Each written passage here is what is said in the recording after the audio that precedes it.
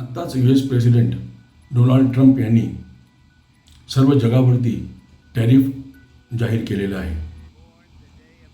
चीनवरती 34%, व्हिएतनामवरती 46%, तैवानवरती 32% आणि भारतावरती 26%. पहिल्यांदा हे जाणून घेऊ की हेच देश US वरती किती टॅरिफ म्हणजे टॅक्सेस लावतात.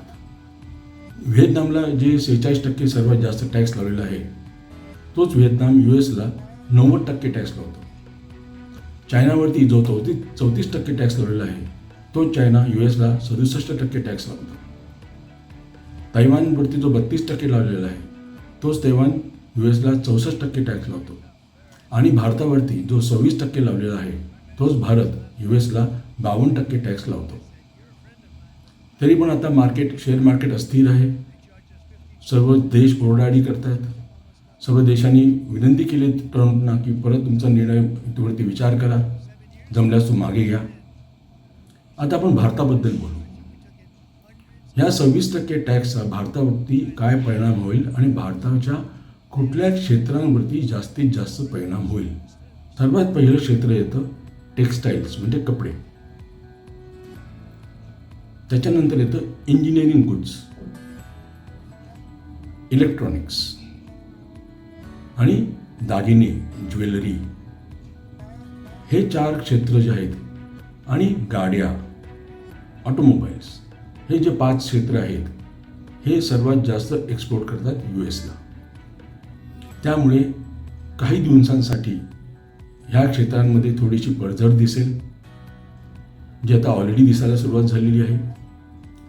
पण जी व्होलॅटिलिटी आहे, जी अस्थिरता आहे, जो अस्थिरतेचा इंडेक्स आहे, व्होलॅटिलिटी इंडेक्स, तो मात्र फ्लॅट आहे. तो कुठेच मागे पुढे गेलेला नाही आहे. असं म्हणतात की शेअर मार्केट ऑलरेडी अँटिसिपेट करतं काय होणार आहे फ्युचरमध्ये, पुढे मिळते, आणि तसं ते आज रिॲक्ट करतं. तर थोडक्यात सांगायचं म्हणजे सामान्य गुंतवणूकदारांनी तर काहीच काळजी करण्याची गरज नाही. त्यांनी आपल्या SIPs चालू ठेवाव्यात, टॉपअप कराव्यात. तुमच्याकडे जे शेअर्स आहेत ते शेअरमध्ये थोडी थोडी जास्त गुंतवणूक करावी.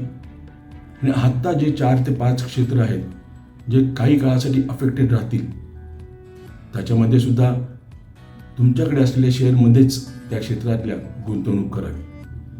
नवीन कुठेही शोधायला भानगडीत पडू नये.